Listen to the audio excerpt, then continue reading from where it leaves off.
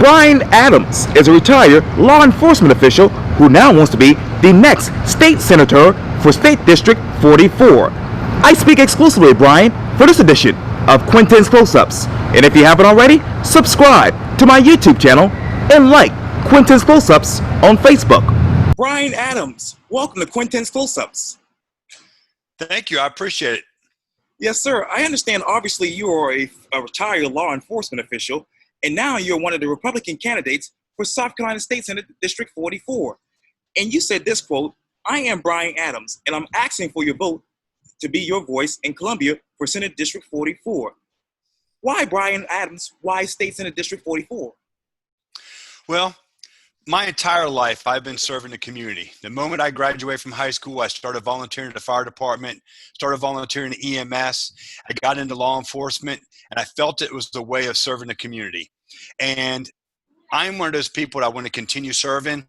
I retired after my oldest son, followed in my footsteps. He works at the city of North Charleston now. I retired from there to kind of give him his space, and it was time for me to go too. And so I wanted to get out and start serving another way.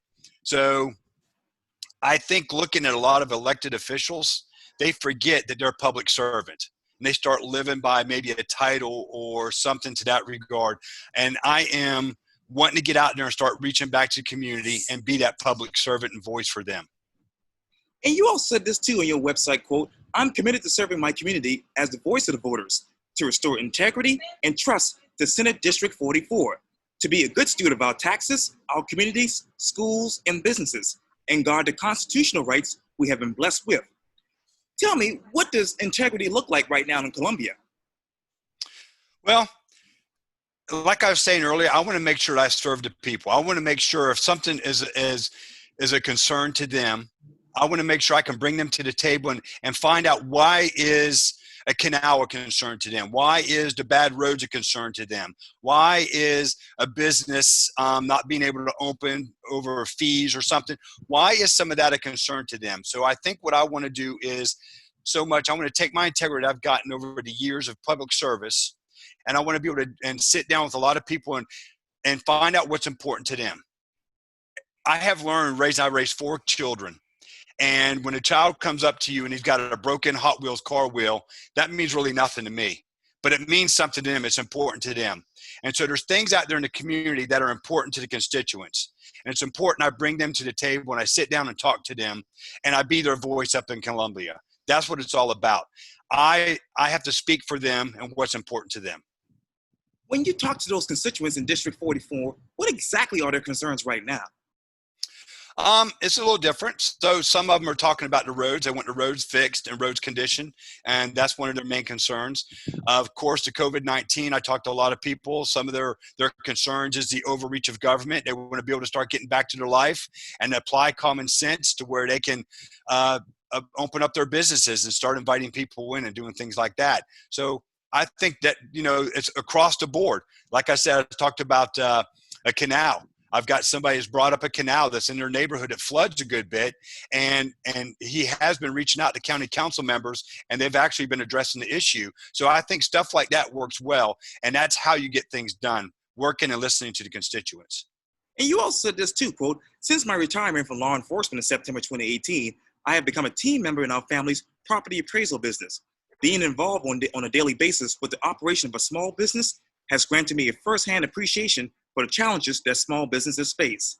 What are the challenges that the small businesses right now face in District 44?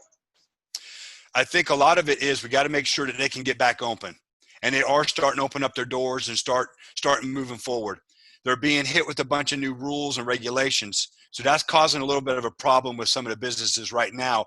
They're trying to figure out how these regulations put into effect are going to hurt their bottom line, and what they can do to help themselves out so they can operate their business not in the red, where they can operate in the black and still stay open. So I think that's one of the main concerns. Yes. Okay. And you also said this too, tax incentives and special favors for big corporations should not be paid for by small business and citizens. So what are those tax incentives and special favors should be paid for by whom? Well, most of the businesses coming into the area, those large companies, believe it or not, the large companies coming into the area, the Volvos, the Boeings and all that, they don't come into our area looking for the tax incentives. They're coming here because of our population, more workers, more ability for them to get employees over there to do their job. And I think that's the reason why they're coming into the area. So I've looked at several different industries in the area, as well as looking at some articles and stuff that have been done outside the state where these businesses are coming in. And that is not the reason why they come into areas. They're coming there for the employees and the area itself, so they can start their business and get it going, these large companies. They're not looking for the tax incentives. So I think we can put it back on those big companies. And what tax incentives would you give to the small businesses right now to get them back up and running? I think we have to work and see how we can help them out. So what I would like to do is maybe get with the employees, the restaurants, some of these retail stores, and say, what can we do as a state to help you out? Is there anything we can help you out? And I would venture to say that most of them would say, remove the regulations. Let us apply common sense to staying safe. We can make sure that everybody stays 6 feet apart. We don't need extra fees to open up our doors and stuff. We need to get moving so we can start making money and keep our doors open. There's a lot of employers out there that are having times or struggling times, and some of them might not even open up their doors if already have closed their doors for good. And you talked earlier in the last answer about population, and that has me thinking, what exactly would be smart growth in District 44? Wow. What would be smart growth? Well, a lot of the growth coming into the area has already been approved to be constructed. So I think the smart growth part now would be, okay, we know this is coming into the area. Cane Bay, for example, has had almost 1,000 homes sold in the last 12 months up in the Cane Bay area alone.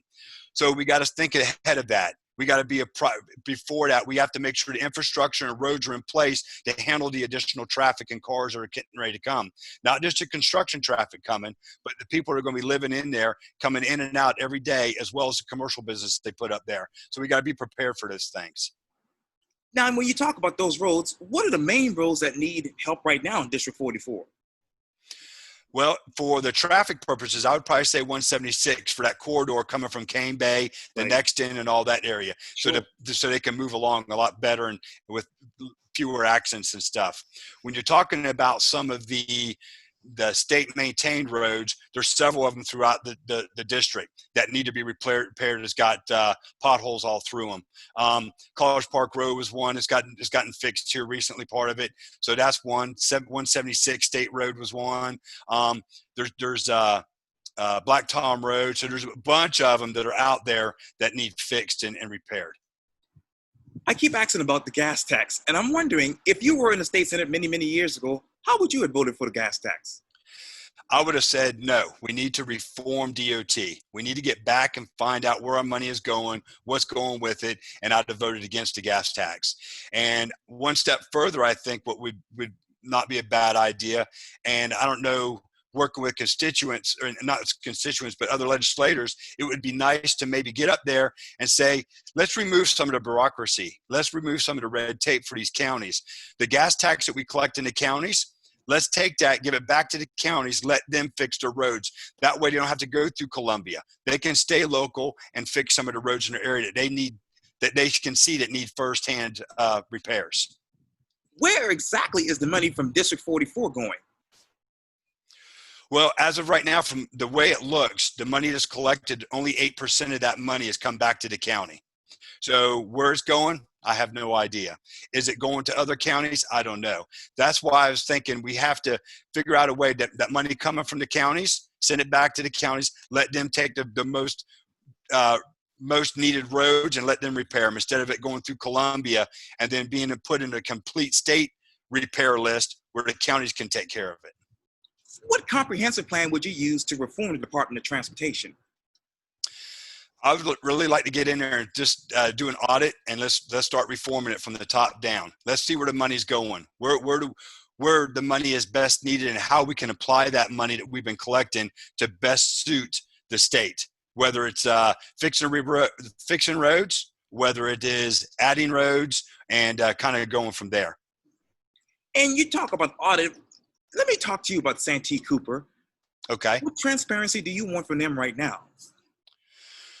Well, I would like to see exactly the board before the board got in place and everything. It was, I would like the Santee Cooper was supplying cheaper and cheaper electricity to the area as well as the other co-ops.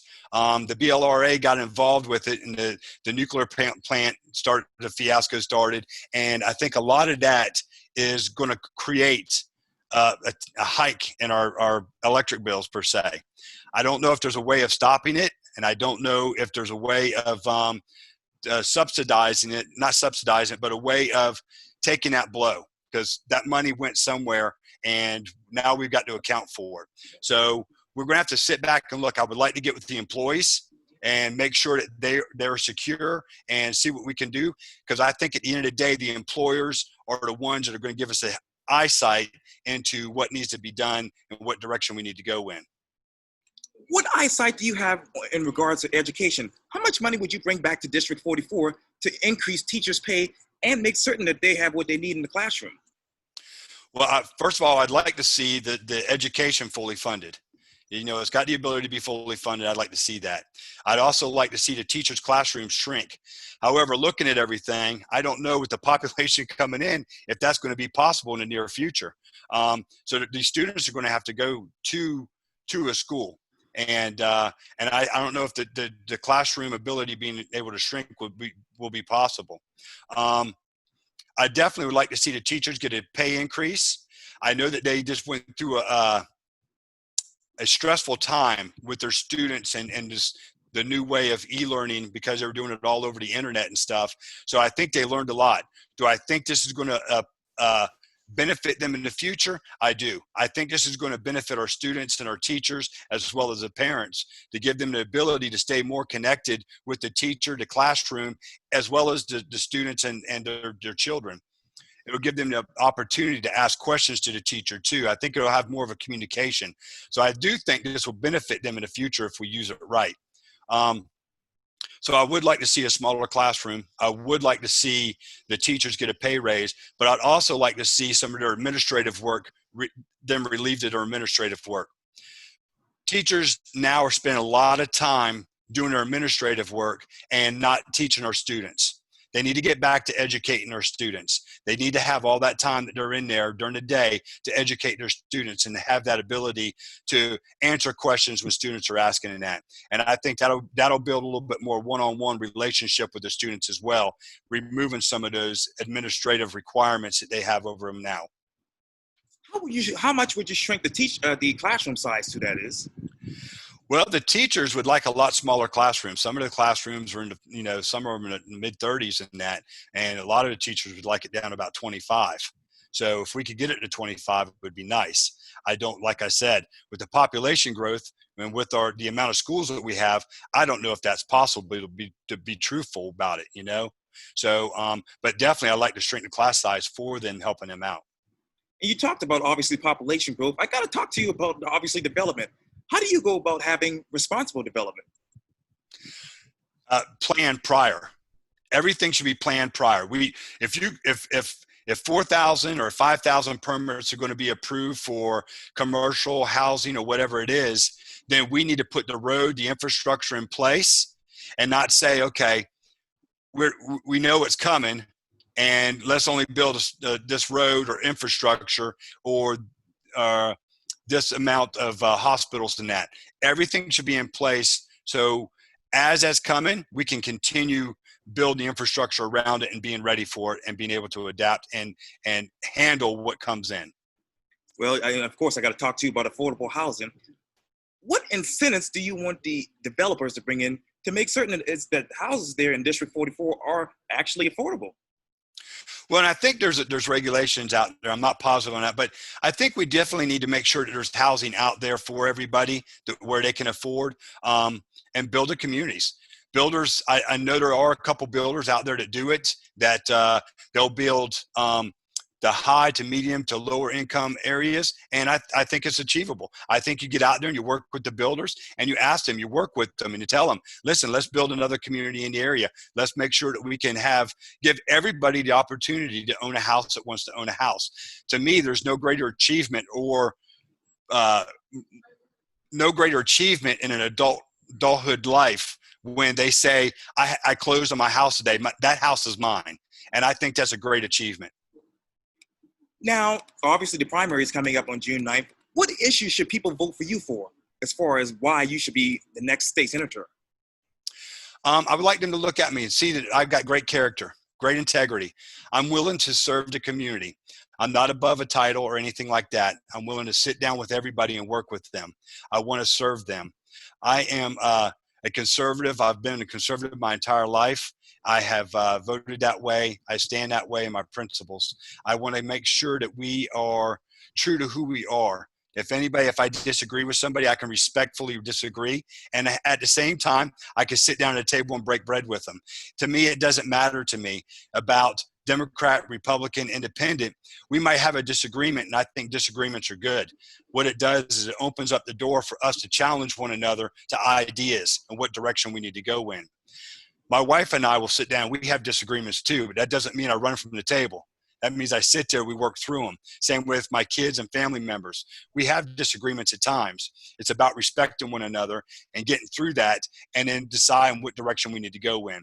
Because no matter what, you and I could sit here and we might have disagreements in different areas, no matter what it is. But at the end of the day, you will never hear me say, I can't work with you. It's about sitting there working with you and getting through the right things to make sure we do accomplish what the constituents need and want. And how exactly would you protect tax dollars coming into District 44? Are you mean like from the state, from Columbia down? Yeah, so we have to make sure that the county uses them right. There'd be no different. You have to make sure the county uses them right, just like you have to make sure the state uses the taxes they collect right. And you just verify and make sure, follow the budget. Make sure we have a budget. Make sure the counties have budgets. And then you follow them. And then just make sure that they're spending it right. That's what the checks and balances are for, to make sure everybody's doing everything right. Bryan Adams, thank you so much for your time. And again, welcome to Quintin's Close-Ups. Thank you, Quintin. I appreciate this opportunity. You're welcome anytime.